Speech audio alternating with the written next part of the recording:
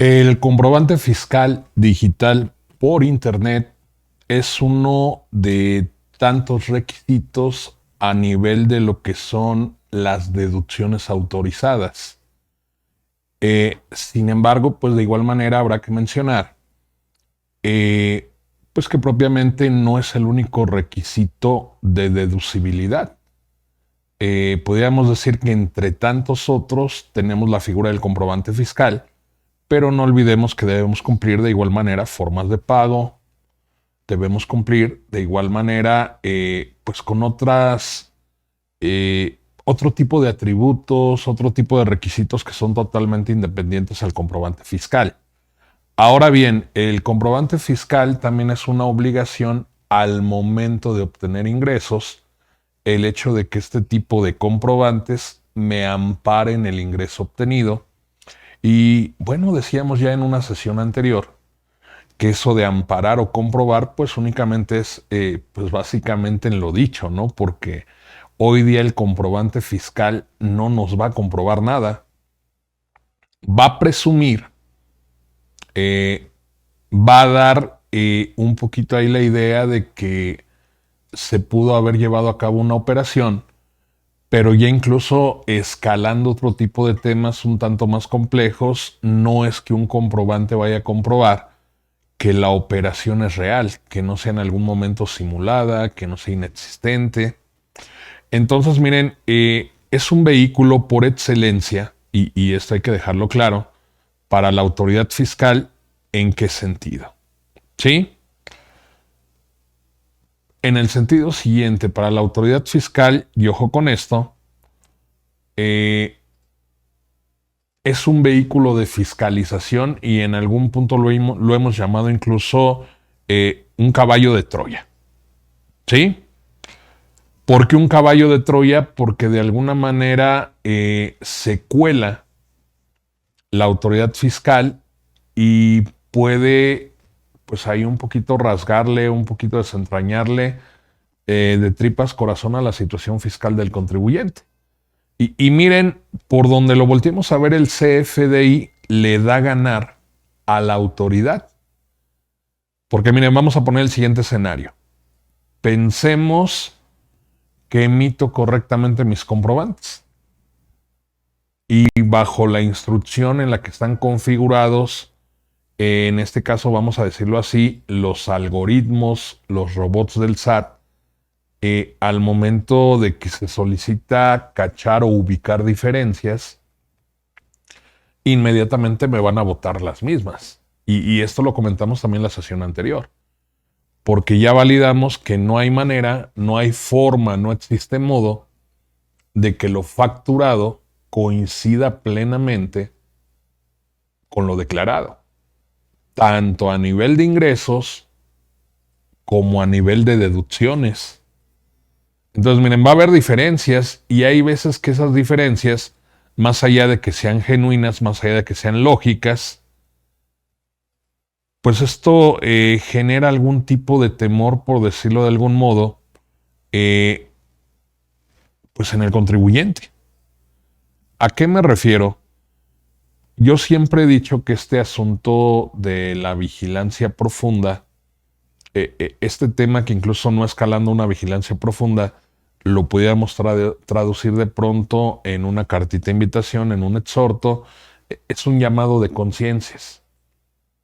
Porque obviamente nadie quiere al enemigo en casa. De pronto, y es lo que podemos ver muy habitualmente, pues todos tenemos hasta cierto punto, pues cola que nos pisen, ¿no? A lo mejor ni siquiera es que tengamos cola que nos pisen, pero por miedo o por desconocimiento asumimos que, y ahí el pasado nos persigue, ¿no? Híjole, es que creo que la regué, creo que metí la pata hace 15 años. Digo, 15 años, pero no tiene que ser eso, ¿no? A lo mejor fue hace 3, hace 4. Y pues al final, no olvidemos que lo que se busca más allá de una facultad asistencial o de gestión, pues termina siendo pues vamos a llamarle un cobro persuasivo. Un cobro persuasivo, ¿en qué sentido? Pues intentan convencerme de que realmente yo le adeudo o yo le debo una cantidad a la autoridad fiscal y más allá de que ni siquiera se han iniciado facultades de comprobación, pues se da por bueno. Eso es emitiendo correctamente los comprobantes. Si los emito mal, pues mejor aún, que levante la mano aquel que no ha pagado un impuesto que en estricto sentido todavía ni se causa. Y que su único pecado haya sido ponerle a la factura PUE pago en una sola exhibición.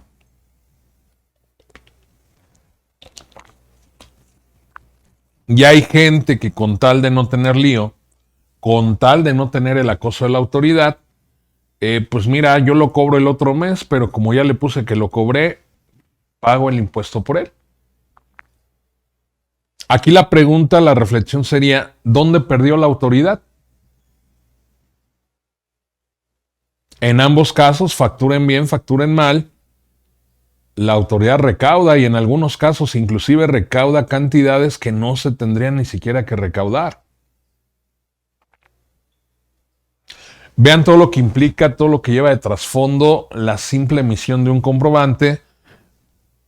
Hemos estado revisando y así lo hemos validado hasta dónde llega, qué consecuencia tiene una deficiente facturación o un malogrado proceso de facturación.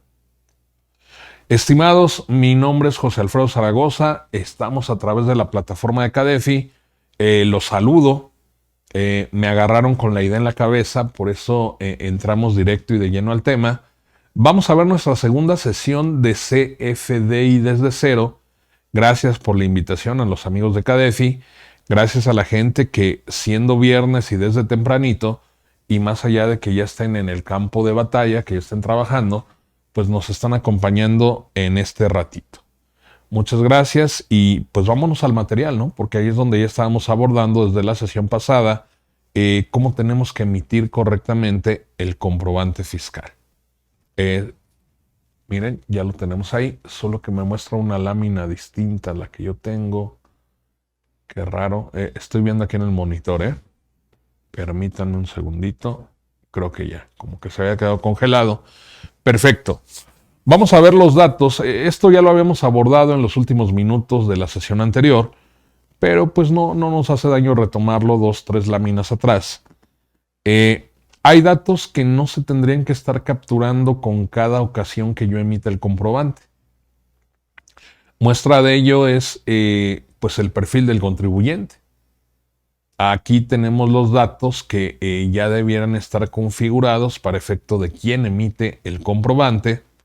Ahí tenemos el RFC, el nombre, la razón social, el régimen fiscal que decíamos desde la sesión anterior. Será importante validar porque cuando yo digo validar me refiero a que confirmen que sea el correcto. Sobre todo cuando son datos del receptor.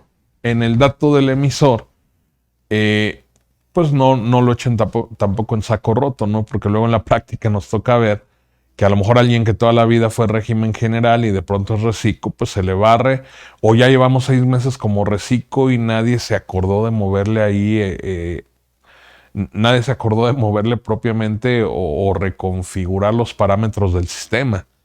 Entonces, mucho cuidado con el régimen fiscal. Decíamos que aquellos contribuyentes que tengan más de un local o establecimiento comercial van a tener que señalar el domicilio en donde se emiten los comprobantes. Vamos a incorporar, aunque esto ya es un aspecto un tanto más técnico, lo que es el sello digital del SAT, el sello digital de nosotros como contribuyentes, que es nuestra firma autógrafa que valida y autoriza que estamos en concordancia, en línea y de acuerdo en que se emite el comprobante, y el lugar y fecha de expedición, que básicamente el lugar lo podemos solventar únicamente indicando el código postal de nuestro domicilio fiscal. Eso no lo tendría que estar llenando en cada ocasión que yo emita facturas. Tanto la página del SAT, que tiene un apartado o una aplicación gratuita para emitir la factura, como de igual manera también mi software, mi proveedor de certificación, en estricto sentido, todo lo que es el perfil y datos del emisor, pues ya lo tiene preconfigurado. Obviamente se tuvo que parametrizar, se tuvo que configurar por lo menos una sola vez. ¿Sí? Vamos a los demás datos que sí vamos a ir incorporando con cada ocasión en que se emita una factura. Vamos con la fecha de emisión. Ahí tendré que indicar la fecha que le corresponde al comprobante. Y es de carácter obligatorio. Si en este momento yo no indico ninguna fecha en específico, por default me va a poner la fecha del día de hoy. ¿A qué me refiero con indicar una fecha? Decíamos la sesión anterior que en el apartado tecnológico y conforme a facilidades y reglas de carácter general, yo puedo emitir una factura con una cierta fecha y cuento con 72 horas para efecto de timbrar o de certificar el comprobante. Entonces, pues con eso ya lo validamos correctamente. ¿Sí? Es ahí donde nace el efecto de facturar con fecha diferida. Puede ser 1 de julio, puede ser 2 de julio y todavía podría estar yo en tiempo de emitir una factura con fecha 30 de junio, más allá de que el timbrado o la certificación corresponda a una fecha de julio. ¿Sí? Pero tanto en el sistema como en la página del SAT, por default, me va a arrojar la fecha en la que estemos capturando el comprobante. Debo elegir el tipo de comprobante. Obviamente, si estamos departamentalizados, si estamos por áreas, aquí lo importante, y ojo con esto, es que ya está definido según el perfil del usuario del sistema. Fíjate que para el área de ventas o para el área de cobranza, pues ya tenemos predefinido que ellos solo pueden emitir conforme a su perfil de usuario del software CFDI de tipo ingresos.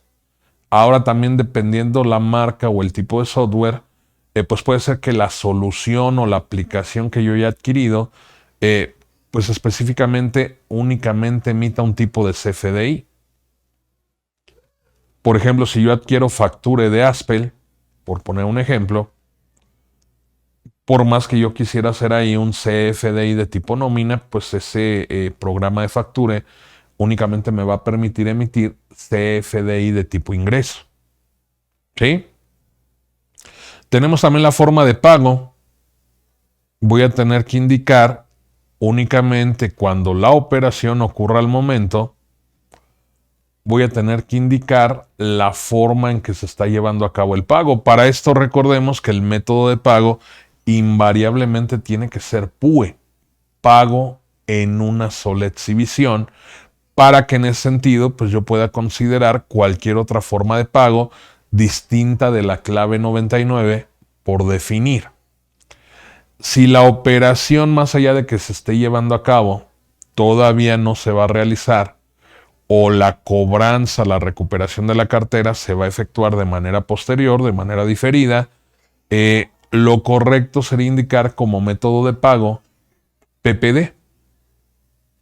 PPD que indica una de dos, ya sea pago en parcialidades o pago diferido. Y ahí pues no es que yo le pueda poner cualquier forma de pago. Cuando yo elijo PPD, pago en parcialidades o diferido, forzosamente voy a tener que elegir la forma de pago por definir. Porque no tenemos la idea, no tenemos la certeza de cómo es que nos va a efectuar el pago, cómo le vamos a cobrar al cliente, pero adicionalmente recordemos también que para efecto tecnológico y de validación, la clave PPD única y específicamente puede convivir con la clave 99 por definir en cuanto a la forma de pago. Esto que tenemos precisamente aquí graficado en un tono un cuanto más infográfico, ahí lo tenemos. PUE, cualquier forma de pago, y no podría convivir, no se podría validar si yo le pusiera PUE y quisiera poner por definir. PPD en todos los casos, ojo con esto, siempre que sea pago en parcialidades o diferido, únicamente podrá ser la forma de pago por definir. Hay que ir requisitando otros campos. El tipo de moneda, dependiendo mi software, si ya está indicado o precargado un tipo de moneda, pues tal vez únicamente en aquel caso donde yo requiera cambiar por una moneda extranjera, por alguna divisa, y que en automático también me dejaría habilitado el campo de tipo de cambio. Qué show y qué rollo con el tipo de cambio, ¿no? Decíamos la sesión anterior que uno de los principales errores al momento de emitir factura es asumir, y quien tenga oídos que oiga, que lo que la contabilidad registra son comprobantes fiscales. Del mismo modo, un error habitual es asumir que una factura es acumulable, que una factura es deducible, y que el comprobante fiscal, más allá de ser un requisito de que sea un documento que ampare mis ingresos o un documento que forme parte del soporte de mis deducciones, pues de pronto pensar que le podemos ampliar o le podemos dar un mayor alcance en cuanto a su efecto financiero y en cuanto a su efecto fiscal. ¿Sí? Si yo elijo una divisa, la que sea, euro, dólar, que son los más habituales, el tipo de cambio que yo tendría que indicar, bien lo pude haber yo pactado con mi cliente. No habiendo pactado un tipo de cambio específico, pues yo tendría que indicar el valor al que está cotizando esa moneda precisamente en la fecha que se emite la factura y que propiamente yo entendería tendría que ser la fecha en la que realizo la operación. Ahora, si vamos a la normativa contable financiera, específicamente lo que es la NIF, pues yo tengo que voltear a ver el valor razonable, el valor comercial que a la fecha tiene esa moneda, esa divisa. Y de cualquier manera, pues la NIF, en este caso B15, me da cierta flexibilidad. Porque me dice que si yo considero que algún otro tipo de cambio distinto al que esté cotizando en esa fecha pudiera reflejar de mejor manera o que pueda tener una mejor representación de la fidelidad en cuanto a lo que tendría que ser el valor de esa operación, pues yo puedo tomar en consideración cualquier tipo de cambio. Nótese que la NIF nunca me está hablando de facturas, para dejar claro el punto, pero sí me está hablando de transacciones u operaciones de carácter económico. En contraparte, en materia fiscal, el artículo 20 del Código Fiscal de la Federación señala que las contribuciones se deberán pagar y causar en moneda nacional y que cuando se haga uso de moneda extranjera, pues el tipo de cambio que se va a manejar es el valor en el que se haya adquirido, de haber adquisición, esa moneda extranjera. Entonces, para aquellos que quieren tomar de pronto así como regla de vida o ley de vida, que si el CFDI tiene tal tipo de cambio, que con ese tipo de cambio se tienen que dar los efectos contables y los efectos fiscales, en mi opinión está en un error.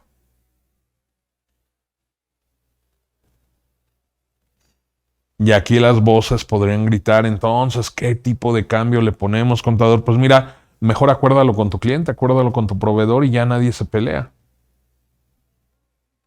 Si los dos tienen cara de Watt, no tienen ni una idea, podemos ir a la guía de llenado del CFDI.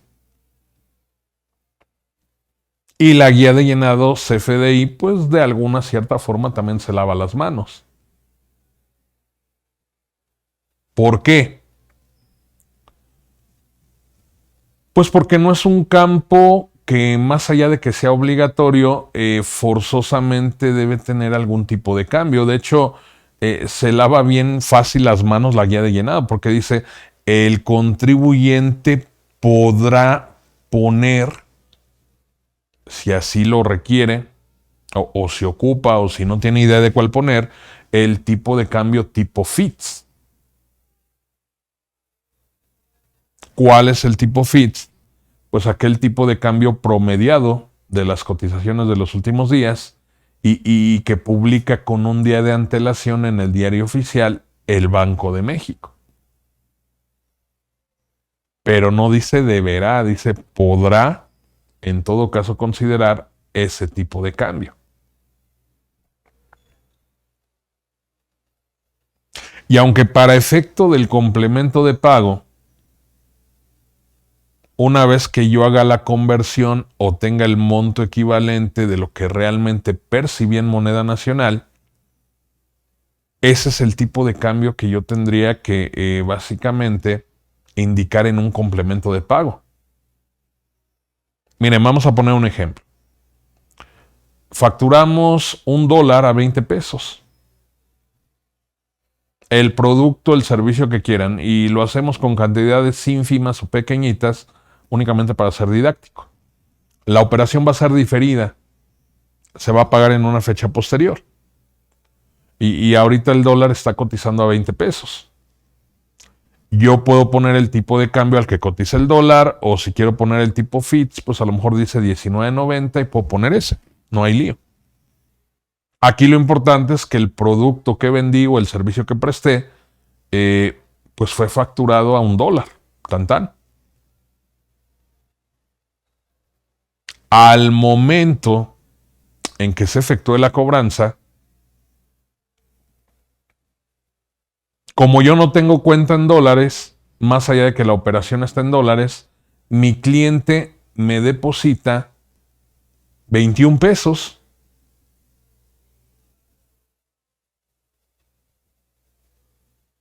¿Están de acuerdo conmigo que cuando yo haga el complemento de pago no hay lío? Porque el complemento de pago yo lo voy a hacer por $1. Pero sí voy a tener que indicar en el complemento de pago que el tipo de cambio ya no fue 20, fue 21.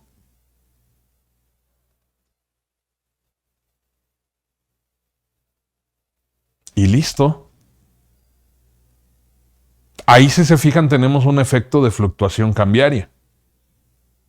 Por decirlo de alguna manera, tengo una ganancia cambiaria, ¿no? Porque yo vendía $1 y cuando se llevó a cabo la operación, el valor fue 20. Y ahora que le cobro al cliente, yo recupero 21. Ahí sí habrá que dar los efectos financieros y los efectos fiscales que correspondan.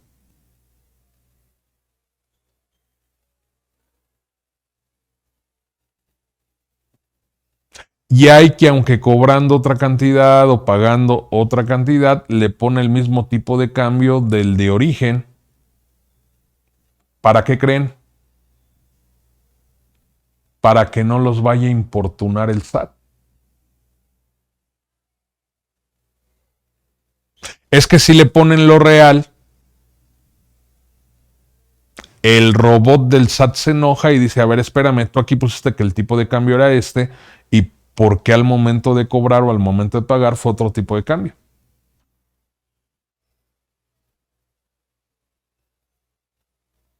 Hay que ir trascendiendo de a poco eso, ¿no? Tenemos un artículo 20 del Código Fiscal de la Federación, tenemos un artículo 8 de la Ley del Impuesto sobre la Renta, tenemos un marco normativo, un marco conceptual en materia de normas de información financiera, pues que se enoje el SAT, que me diga que está mal. Ok, SAT, no hay lío. Si quieres yo acumulo 20 en vez de acumular 21, pero como tú me digas. Ahí es cuando ya le cae el 20, ¿no? No al robot, a lo mejor ya estamos hablando de una vigilancia profunda. Obviamente cuando salta demasiado a la vista que es en favor de ellos, pues ni creas que te van a reclamar. Pero bueno, miren, si lo quisiéramos entender de alguna manera, yo les podría decir que el tipo de cambio en el CFDI es un dato meramente informativo. Habrá quien diga, no, no es informativo, ahí dice tipo FITS y el podrá es habilitar, no es opción. Ok, pon el FITS. Pero vuelvo a lo mismo, ¿para qué queremos el 20 de código? ¿Para qué queremos el 8 de renta? ¿Para qué queremos la NIF B15?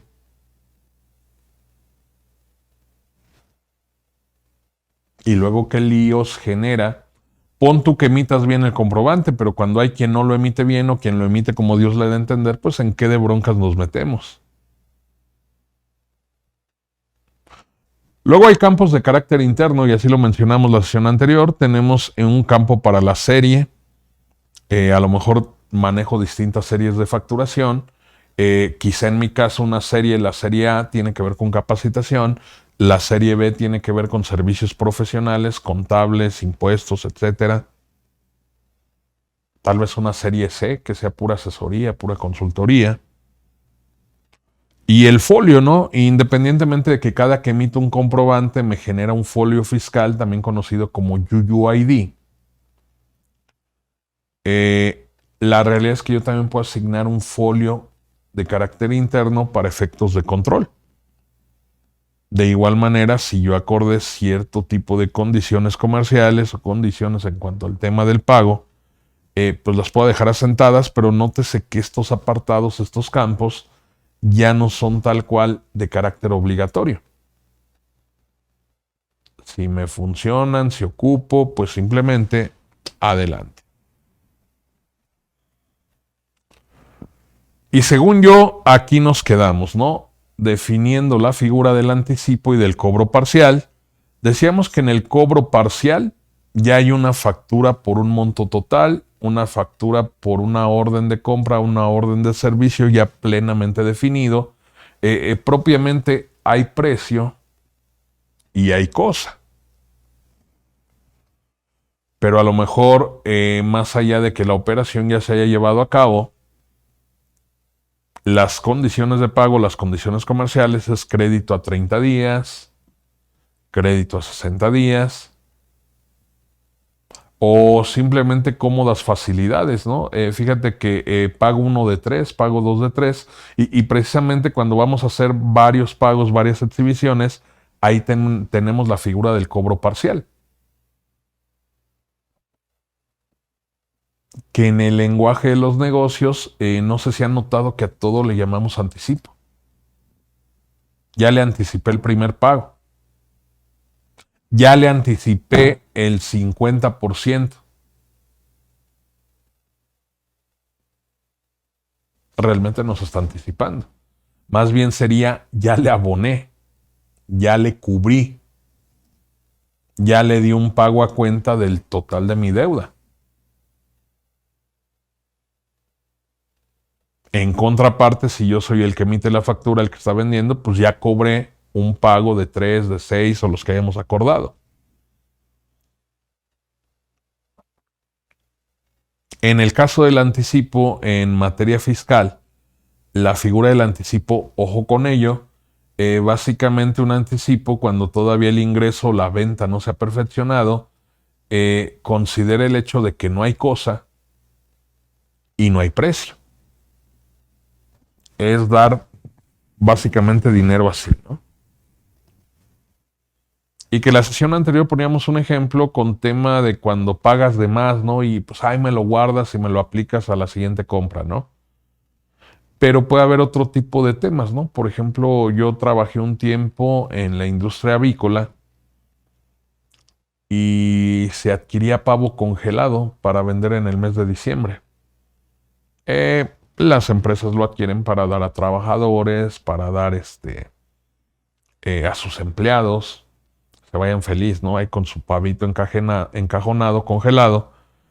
Pues donde yo colaboraba, la realidad es que no era productora, nada más comercializaba, o sea, adquiría por mayoreo o a precio de distribuidor las cajas de pavo congelado.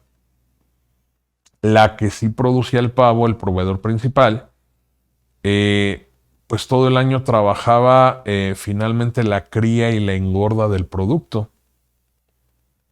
Pero obviamente para darle precio y para darle acceso a las piezas que necesitara a los distribuidores, pues les pedía anticipos. Oye, para la temporada que viene, ¿vas a querer pavo? Sí, sí voy a querer pavo. Oye, necesito que me deposites 500,000.